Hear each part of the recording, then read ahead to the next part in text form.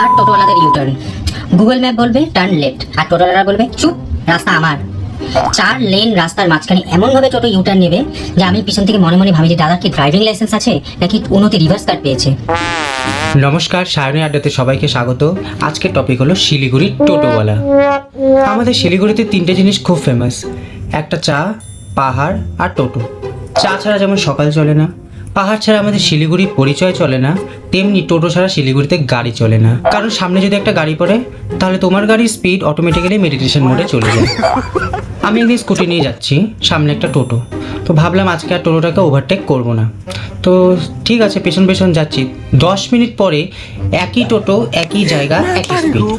ভাই তুমি গাড়ি চালাচ্ছ নাকি আমাকে লাইফের পেশেন্স লেভেলের শিক্ষা দিচ্ছ? টোটোওয়ালাদের সবচেয়ে বড় ট্যালেন্ট কি জানো?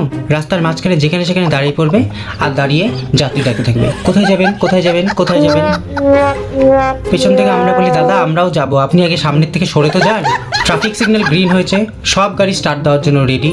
ঠিক তখনই মাঝখানে টোটোওয়ালা দাদা দাঁড়িয়ে পড়বে, আরে দাঁড়াও দাঁড়াও দাঁড়াও দাঁড়াও, সামনে যাত্রী আছে, আর দিবে রাস্তার মাঝখানে ব্রেকটা থামিয়ে। আর আমরা এদিকে পিছন থেকে বলবো দাদা সামনে যে হাত দেখাচ্ছে সেটা যাত্রী না জমদূত, আগে দেখে নিন। আর টোটোওয়ালাদের ইউটার্ন। গুগল ম্যাপ বলবে টার্ন লেফট, আর টোটোওয়ালারা বলবে চুপ, রাস্তা আমার।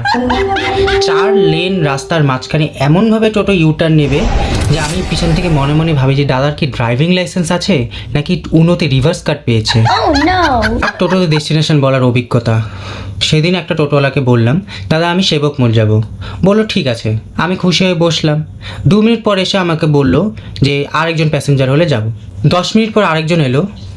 তারপরে দাদা বললো সামনে আরেকজন প্যাসেঞ্জার নামবে, তাকে নামিয়ে দিয়ে দাদা বলছে আরেকজন প্যাসেঞ্জার উঠবে।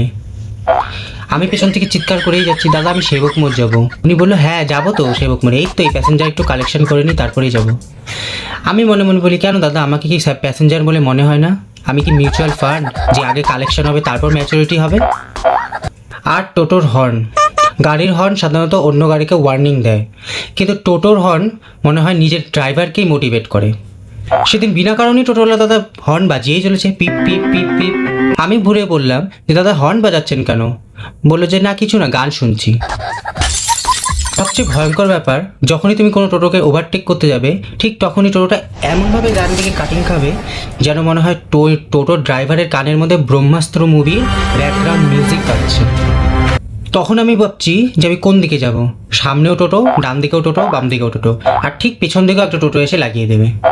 চারদিকেই টোটো দিয়ে বন্ধ। তখন তুমি বুঝতে পারবে যে এটা শিলিগুড়ি না, এটা টোটোগুড়ি।